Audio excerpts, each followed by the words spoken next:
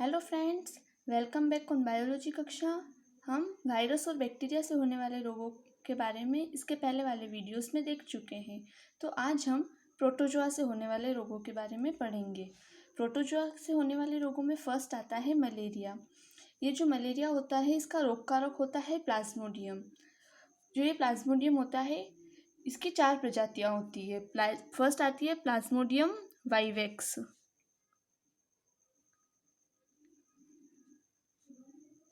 Plasmodium vivax. इसकी second प्रजाति आती है प्लाज्मोडियम मलेरी।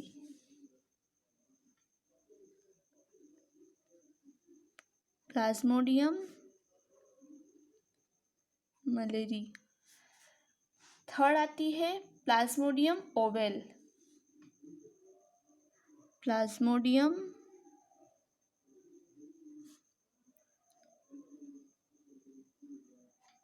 ओवेल। और इसकी लास्ट प्रजाति आती है प्लाज्मोडियम फोल्सीफेरम। Plasmodium falciparum.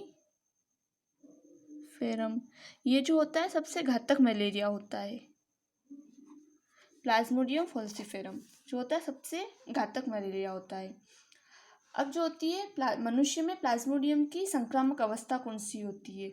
तो जो स्पोरोजोइट होती है वह मनुष्य में प्लाज्मोडियम की संक्रामक अवस्था होती है। स्पोरोजोइट ये जो होती है मच्छर की लार में पाई जाती है। यह अवस्था मच्छर की लार में। अब इसका रोगवाहक कौन होता है? तो जो इसकी रोगवाहक होती है वो होती है मादा एनाफिलीज मच्छर।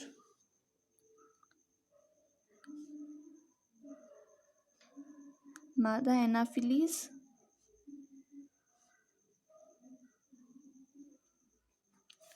मच्छर। अब जो प्लाज्मोडियम होता है उसका प्राथमिक परपोषी तो होता है मच्छर और द्वितीयक परपोषी होता है मनुष्य। अब ये जो प्लाज्मोडियम होता है यह अपनी जो लैंगिक अवस्था होती है वह मच्छर में पूरी करता है। लैंगिक अवस्था जो होती है मच्छर में पूरी करता है तथा जो अलैंगिक अवस्था होती है वह मनुष्य में पूरी करता है। अब इस रोग के लक्षण क्या होते हैं, मतलब मलेरिया के लक्षण क्या होते हैं? रात्रि में तीव्र कपकपी के साथ तेज बुखार आता है तथा दिन में मनुष्य अपने आप को स्वस्थ अनुभव करता है। मतलब दिन में तो मनुष्य को लगता है कि कोई बीमारी नहीं है, लेकिन जब रात्रि में तीव्र कपकपी के साथ बहुत ही तेज बुखार आ जाता है।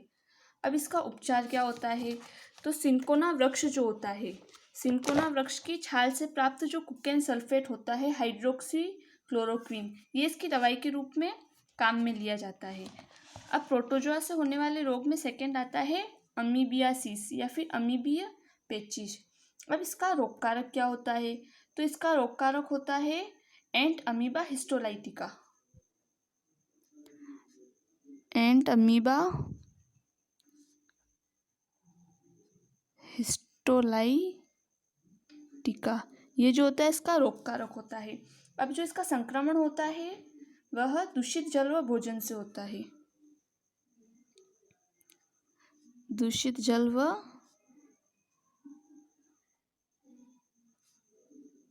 भोजन से इसका संक्रमण होता है। अब इसके लक्षण क्या होते हैं? तो यह दूषित जल व भोजन से हो रहा है, तो जो इसके लक्षण होते हैं वह हमारी पाचन तंत्र से ही संबंधित होते हैं। यह सबसे पहले आंतों से शुरू होता है, तो यह सबसे पहले आंतों में संक्रमण कर देता है, उसके बाद हमें तेज बुखार आ जाता है। अब इसका उपचार क्या होता है? तो इसके उपचार में भी एंटीबायोटिक दवाएं काम में ली जाती है और ORS का घोल यूज़ किया जाता है। इसके बाद तीसरा रोग आता है इसमें पायरिया। पायरिया जो होता है इसको पेरियोडोंटाइटिस भी कहा जाता है। इसका जो रोग कारक होता है एंट अमीबा जिंजीवेलिस जो होता है इसका रोग कारक होता है।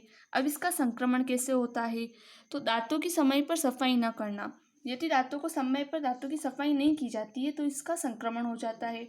और दूषित जल व भोजन से भी इसका संक्रमण हो सकता है।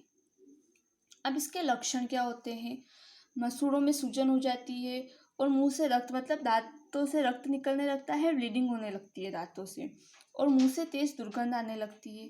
अब इसका उपचार क्या होता है? तो स्केलिंग की जाती है। स्केलिंग में क्या होता है, जो विशेषज्ञ होते हैं वे दांतों की सफाई करते हैं, और नियमित रूप से दांतों को साफ सफाई करना भी इसके उपचार में ही आता है। अब इसमें चौथा रोग आता है लिशमानियासिस, जिसको काला अजार या ब्लैक फीवर भी कहा जाता है। जो इसका रोग वाहक होता है वह रेत मक्खी होती है। रेत मक्खी या फ्लाई जो होती है इसकी वाहक होती है। अब इसके लक्षण क्या होते हैं? तो इससे क्या होता है, आरबीसी की संख्या में कमी आने लगती है, बॉडी पर काले धब्बे बनने लगते हैं, और एनीमिया के लक्षण भी इसमें दिखाई देने लगते हैं क्योंकि आरबीसी की कमी हो जाती है। अब इसका आता है इसका उपचार। तो इसका उपचार होता है एंटीबायोटिक दवाएं। अब इसके बाद रोग आता है ट्रिप्नोसोमियासिस, इसको अफ्रीकन निद्रा रोग भी कहा जाता है। इसके जो रोग कारक होता है वह होता है ट्रिप्नोसोमा गैम्बियस। ट्रिप्नोसोमा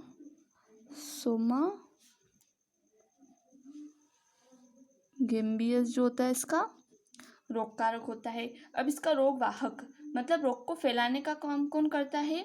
तो सीसी मक्खी आती है, वह इसको रोग को फैलाने का काम करती है। सीसी मक्खी या सीसी फ्लाई, इसमें टी जो होता है साइलेंट रहता है। अब इस रोग के लक्षण क्या होते हैं?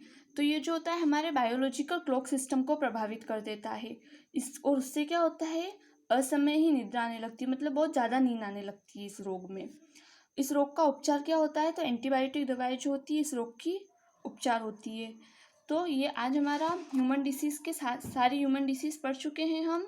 तो अगर आपको यह वीडियो अच्छा लगा हो तो वीडियो को लाइक करें, और ऐसे ही और वीडियोज़ के लिए चैनल को सब्सक्राइब करें।